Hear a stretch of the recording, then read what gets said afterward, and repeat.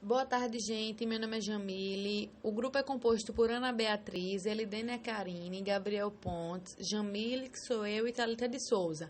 E ficamos responsáveis a apresentar o artigo que fala a respeito do efeito do estabelecimento de metas na aprendizagem do arremesso do basquetebol, dos autores Herbert Greenowitz, eu acho que é assim que se fala, Luiz Dantas, e foi publicado na Revista Portuguesa de Ciências do Desporto no ano de 2002. Bom, gente, a principal variável estudada no artigo é o estabelecimento de metas. E sabemos que, de modo geral, as pessoas elas ficam mais empenhadas para completar uma tarefa quando elas são motivadas. Com isso, alguns autores eles vão falar que estabelecer metas é considerada uma importante estratégia motivacional para atingir um determinado objetivo. Locke e Latham, com base numa revisão de mais de 400 estudos realizados no contexto do desempenho industrial e organizacional, vão propor que metas específicas e desafiadoras provocam níveis mais altos de desempenho que metas fáceis ou gerais, do tipo, faça o seu melhor. Vimos que com a professora aqui, por definição, meta é o que se deseja alcançar, ou seja, é o objetivo de uma ação. E em 1994, Burton ele vai falar em alguns aspectos denominados por ele atributos ou critérios que podem influenciar na efetividade do estabelecimento de metas.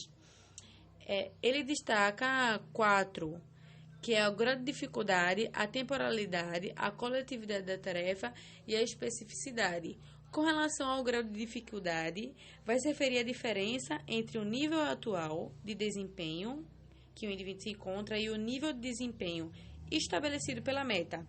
Locke e Latham, eles vão sugerir que metas difíceis, conforme citado anteriormente, metas difíceis, porém atingíveis, apresentam melhor desempenho que metas fáceis ou genéricas, mas apesar de haver resultados de estudos que dão suporte a essa hipótese, Kilo e Landers falam que no meio esportivo, no âmbito esportivo, os resultados ainda são divergentes. Com relação à temporalidade, as metas elas podem ser de curto e de longo prazo, e alguns autores eles vão falar que a combinação das duas levaria a um melhor desempenho. Com relação à coletividade, vai se referir à possibilidade da meta ser estabelecida para um grupo ou para o indivíduo. E lá no artigo ele fala que alguns autores também sugerem que o estabelecimento de metas coletivas deveria melhorar o desempenho de uma equipe, porém eles ressaltam que quase nenhum estudo foi feito para investigar a coletividade da meta e o desempenho de equipes esportivas. E, por fim, ele vai falar a respeito da especificidade da meta, que ele fala em meta genérica, do tipo faça o melhor possível, e meta específica, o exemplo que ele dá é faça 10 chutes corretos em 12 tentativas. Bom, o tema em questão tem sido alvo de pesquisas em outras áreas relacionadas ao comportamento motor. E o efeito do estabelecimento de meta, ele não tem recebido muita atenção por parte dos pesquisadores da área da aprendizagem motora. Uma das exceções é o trabalho de César et al. Nesse trabalho, participaram pessoas de um programa de obesidade do Centro de Práticas Esportivas da USP, onde se investigou o efeito dos diferentes tipos de metas na aprendizagem do drible do basquete, e os resultados mostraram que não houve diferença intergrupo, ou seja, não foi verificado o efeito do estabelecimento de meta na aprendizagem.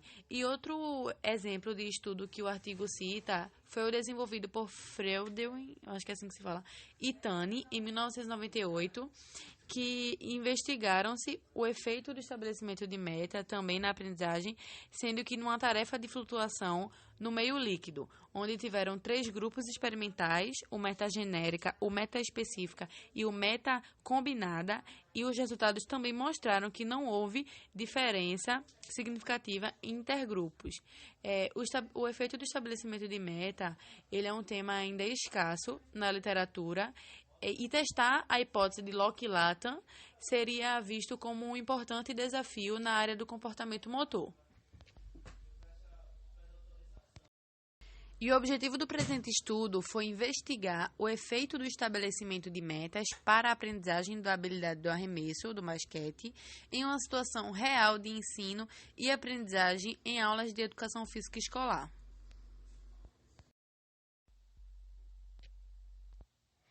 Com relação aos participantes da pesquisa, participaram do estudo 166 sujeitos, tanto do sexo feminino quanto do sexo masculino, com idades variando entre 11 e 12 anos, onde estavam matriculados na primeira série do ensino fundamental de uma escola particular da cidade de São Paulo. A amostra ela foi dividida em 3 grupos, de acordo com a classe em que eles pertenciam na escola. Os três grupos foram a meta genérica, a meta específica e os sem meta. Em 2 grupos ficaram 6 integrantes e apenas um grupo com 7 integrantes. O metagenérica, ele recebia a instrução, faça o maior número de cestas possíveis. O maior número de cestas que o indivíduo ele conseguisse realizar. O meta específica, ele recebia a instrução de qual o índice de acertos a ser alcançado no final de cada sessão da prática. E os sem meta, ele recebia a instrução, faça 10 arremessos.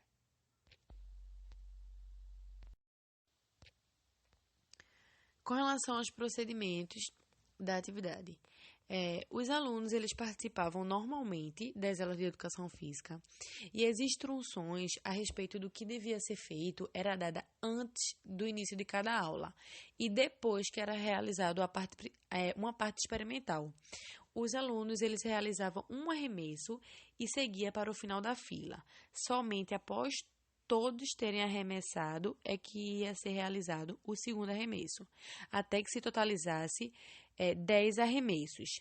Caso alguém faltasse, o grupo era composto pelo número de alunos presentes. Na primeira sessão,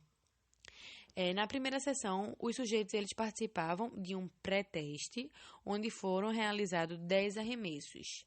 Para cada arremesso convertido, era computado 1 ponto, e para cada arremesso falho, 0 ponto.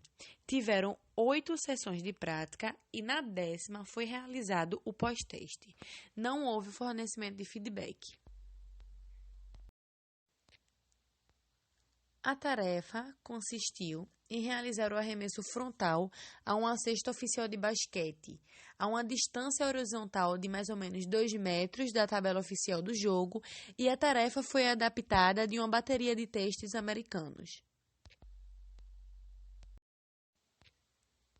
A atividade envolvida no estudo é classificada como uma condição reguladora estacionária, sem transporte corporal, com manipulação de objeto e sem variabilidade intertentativa. Olá, gente, tudo bom? Então, dando continuidade ao que minha colega Jamile estava falando, tá? Vou dar início aqui à medida de aprendizagem, que foi citada no texto pelo autor, e ele deu um destaque principal a essas 3 variáveis aqui, né? A primeira foi a variável dependente, foi a média de ponto de teste, a média de cesta convertida e a variabilidade na execução. A segunda, para a medida de variabilidade, optou-se pelo coeficiente de variação e o que o procedimento auxiliou a responder se os sujeitos aprenderam a habilidade, ou seja, tornaram-se mais consistentes. Aprendizagem, né, que foram dadas para poder exercer o teste com as crianças, foi organizado os resultados. Então, o autor ele expôs o resultado em 2 tabelas, tá? Por quê? Ele dividiu a primeira tabela em relação à média de pontos no arremesso do basquetebol, tá? Que foi a atividade que ele exerceu no artigo. E a segunda tabela, ele falou em relação à média de coeficiente da variação relativa do arremesso do basquetebol, ou seja, a variação que teve do início para o final do teste. Em relação à primeira tabela, a gente teve, como é que eu posso dizer, meio que uma estabilidade, certo? Se vocês verem, o primeiro bloquinho é o pré-teste, tá bom? Que ele é meio xadrezinho assim mais claro. O pré-teste, ele ficou no nível mais baixo, tá bom? Em relação à média de pontos. Já no pós-teste, essa média de pontos é notável que teve um grande aumento, tá? Em relação à média do coeficiente, que foi a variação que eles tiveram no decorrer do teste, Dá para vocês notarem que no primeiro bloquinho a variação foi uma variação relativamente alta, tá? Já em relação ao pós-teste, essa variação diminuiu. Então, quais foram as conclusões que eles tiraram em relação ao resultado? Primeira conclusão foi que o grupo ME, que é o de meta específica, teve um resultado superior tanto ao MG, que é o meta genérica, tanto ou quanto ao SM, tá bom? Que é o sem meta. Dá para vocês verem que o meta específico ele está centralizado na tabela, tá bom? Também concluíram que o grupo MG, notavelmente, né, dá pra gente observar, teve uma pontuação maior que o SM. Consequentemente, o SM teve um resultado inferior tanto ao ME quanto ao MG, tá? Então, eles viram que esse resultado não corroborou, tá bom? Não foi tão relevante em relação à hipótese do estabelecimento específica auxiliar na aprendizagem, tá? Também não houve diferença estatística significativa. Os três grupos apresentaram uma melhoria na média de ponto e diminuiu a variabilidade de erro do início para o final do experimento, algo que é visto no segundo resultado, né, na segunda tabela, que foi a de variação, e também não houve efeito no estabelecimento de metas. Então, gente, na discussão, o primeiro tópico que tem aqui é o tópico do objetivo, tá? A gente voltou ao objetivo, que foi a investigação do efeito do estabelecimento de metas para a aprendizagem da habilidade e arremesso do basquetebol, tá bom?